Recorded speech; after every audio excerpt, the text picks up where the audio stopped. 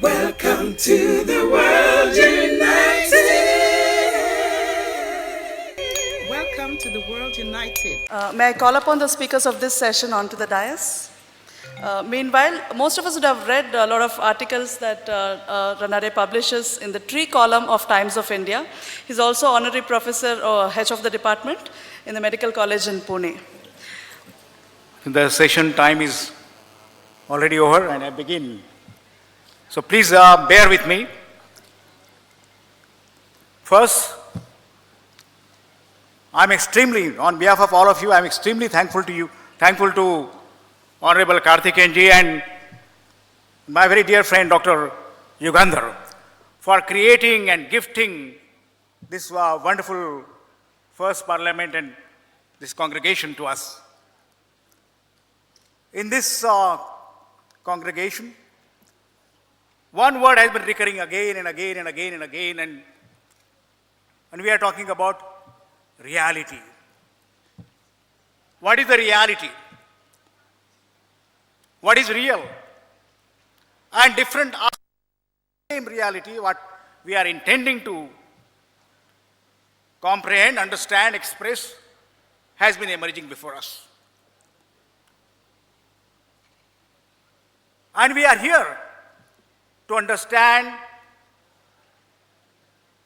really the true nature of that reality. And we call ultimate reality. And can we do that? This question was posed by none other than Sri Rama.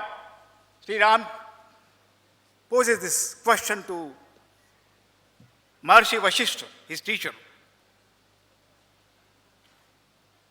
That, sir, I want to understand this nature of knowledge, nature of reality.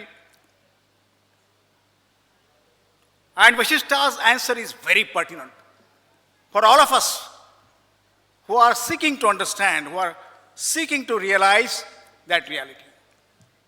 Vashishta says, this reality that you perceive or understand, try to understand, is like a onion. It's like a mythical onion with infinite peels. And you are trying to take out one peel and go to the another peel, and you think that you have something you understood. You think that you have gone to the kernel, and then you discover that there is another peel to be unveiled, unpeeled. And this goes on, this process. It is like you are going from one level of ignorance to another level of ignorance, which is very important to embrace all of us. And the process is, he said, ultimately, let me tell you, that what you call that reality or knowledge, or ultimate knowledge, is not something, the entity to be reached. It is the process of unpeeling or unveiling that ignorance from ignorance. That process is knowledge. I think that's what we are doing. I was just looking at Hasya Yogi's, I think, your perspective, and I want to make that comment. One of the most difficult challenge before the computers and supercomputers which we are trying to design, we are doing, try to understand the nature of humor. We are trying to simulate everything. We are trying to mimic man with the machine. That is what the science is trying to do. And one of the most difficult challenges is, can machines laugh like you made us laugh? Can they understand humor? Can they understand a cartoon and start laughing? Can they make us laugh? Can they emote? This is the next frontier of computers and machines, really. But two important things are there. I was supposed to speak in a session called Science and Spirituality and Science and Technology. That was the third day, and I'm not here. And I requested Dr. Yugandhar that please schedule me in this session. Friends, two different perspectives are emerging. Dominantly, there are many perspectives, but one is the perspective of reality as a, through spirituality, what you call spirituality, and perspective of reality through science. And there are two schools of thought. And this is the most dominant engagement of the quest of knowledge, is that which path is to be pursued, which path is right. Some people believe, that science and science alone will lead to the understanding of the reality. People believe, no, that is a rational knowledge. We cannot understand that reality through our logic alone. And the path is what may be termed as spirituality. That quest of I, that is the path. Some people believe that these two should not be mixed up at all. Particularly religion and spirituality and science should not be mixed at all. They are like tracks, rails of two railway track which should not meet parallel lines. Some people believe that both are converging slowly and definitely they are converging, trying to reach the same realm of truth. And some people like me and perhaps Deepak believe they are two aspects of the same reality. Nay, not only two aspects of the same reality, they are one. The science and spirituality are not two disciplines, but they are actually one. This parliament, this conference, or views like this are trying to go ahead in that path and try to understand what it should be. Science, I think very important. Science has left philosophy, the pursuit of philosophy in certain sense, far behind. Science had left what we understood about religions and what religions told about that reality far behind. Spirituality is a different aspect. Our worldview has been changing. We must understand that ever since we are here, we say that the universe is 15 billion, 14.5 or 15 billion old. And then, of course, we have seen some of the videos here. Then we come and the solar system emerges and the earth emerges and then life emerges on the earth and then many species emerge and then humans come and humans go and history well known is very little, 10,000 years or a little before that we start certain civilizations like agriculture and we are here. Our perspective of last 10,000 years has been changing. Try to understand that reality. And not only that is changing, that is altering the world which we live. That is augmenting the world which we live. It is not the same world which we came. My world was limited to my village where I was born for some time. And my neighborhood, my school, my district, then my state. As I traveled, I started to understand, I studied geography, history, my world started expanding. Today the world we see is different. As we are seeing the video from Yogi Protoplasm here really, how insignificant we are part of the universe. It was Earth-centric universe on which whole thought process revolved. Then we went to the, no, it's not like that. All the planets are rotating around the sun. Different view was given by Galileo. And he was persecuted for that. And then new views started emerging. There are many planets. There are several planets, of course, which we knew, many of the planets. But there are many stars in this universe. There is a galaxy. And there are many galaxies, not one. There are billions of galaxies in this universe. And there are concepts like black holes, white dwarfs, which we never imagined. And we try to reach the periphery of the universe. Science has taken us to the very periphery of the universe and we can actually calculated that. Einstein's equation, field equations actually calculate that periphery of billion light years. And the light travels 300,000 kilometers per second, so many of which cannot imagine. It's 35 billion light years, the radius of that universe, and it is expanding. That is where we went. Religion is not aware of this.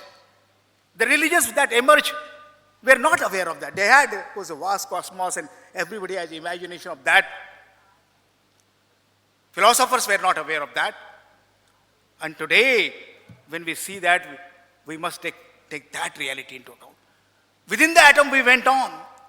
We said that we started breaking the matter, and by breaking the matter, we reached the molecules. We started classifying the elements. Then we reached the atoms. And then we said, no, atom is not like that. There is a model, there is a nucleus, and there are electrons. And then within the electrons, there are protons and neutrons. And within then, we started breaking those things into fundamental particles. And there is a zoo of particles we discovered called quarks. I don't want to go to that model. There is a whole model, which are nothing but they are there. They cannot be seen. But they can be imagined as concepts, as events. And we went on behind to the level of 10 to the power minus 43 seconds. Lives, the events occurs and they vanish. The recent God particle, this is not really God particle. Some people imagine the God particle has come and we have discovered the God. It is not that. It was actually named as goddamn particle. It was not to be, they wanted to complete the model. There must be a particle of that kind to complete the standard model which physics give us. Called, it is named, because bosons were set of particles, and Higgs boson, the large collider, hadron collider, we try to say, we just say that it's possibly that, and we want to complete that model. What I'm trying to say is that within the atom, then we started to understand the life, what is the basic foundations of life, and we went to the genes, the cell, the genes, the genetic structures, which gives us all the representation of that kind, the body representation to us and everything what we have. And we want to understand now the consciousness. What is the consciousness? Who perceives and all that? Deepak has given a wonderful thing. What is that? Brain constructs a model of the reality. Is that a reality sitting within you? You are just showing that I'm seeing you. It is there. Who is seeing that? Who is seeing that? How it is presented to us? There are many of these things. And I'm telling you, science at every stage is a beginning. You are peeling another thing. You will be going to next stage. And we have seen these views. The Newtonian view for the last 500 years. And at the beginning of the last century, when Einstein comes on the picture and gives a different picture of space and time and general theory of spatial and general theory of relativity. And then the quantum mechanics comes where the subject and object, what I thought is separate, subject and object, we talk the objective reality, talk objectively. It is not so. People discover you can't talk without subject and object separating and converging together. This is the changing perspective of science. Similarly, if you look at from the spiritual perspective, is spirituality changing?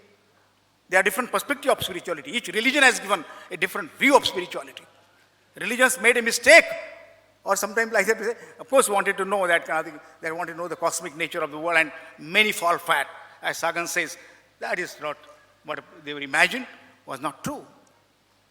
It is completely changed. There is a quest now. At today, in the today's perspective of this one, how spirituality is evolved. And conferences like this, after seeing this kind of videos and this kind of things and many lectures and many different inner experiences, we are trying to understand ahead, to understand that nature of it. And this progression, this journey is knowledge. This journey is yoga, why according to me. Don't see that what has been said is the final word. And this is the final thing. Yes, that was the perspective at that time. There are many things that are invariant, that I agree, of behavior, the conduct, code of conducts of humans, and that they are also changing. This journey is almost like is going and will go on forever. Lastly, I want to say that I think it is very important for us that when we speak the spirit of scientists and spiritual people, spiritualists or different people, and I am not omitting arts. See, one definition of science wrong is that science is physics, chemistry, biology, Computer science, particle physics, no. Science is the knowledge of this external phenomenal world that I pursue and what I do, including arts, including playing music, singing, every aspect of human endeavor. That is science. That is a larger domain of science, understanding of science, whatever the activities we indulge in. And spirituality is, perhaps to me, it is that asking the fundamental question, who is perceiving this external reality? Who am I? Question which comes here again in this conference, who am I? Who is experiencing this? Who is experiencing this pain, pleasure, everything, the joy? What is the purpose of my life? How do I perceive that reality? What happens after I'm dead? Who am I? So friends, these are the questions which separate science, subjective, objective reality, and they actually merge. I think the truth which some seers have perceived is that whatever the perceive, and this video is very vivid to show that external reality, the subject and object is called, the dualistic view is not exactly correct. It is omnijective reality, in the sense that the observation which I am observing, the observer who am I, and the process that is there, they are not separate. They are one. That is the thing we are trying to move to that truth. I can give this illustration how computers actually model this phenomenon.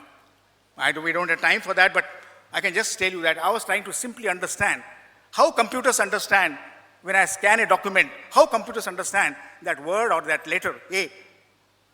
And it's not so simple. You can just see that OCR can actually do it, any software can do it.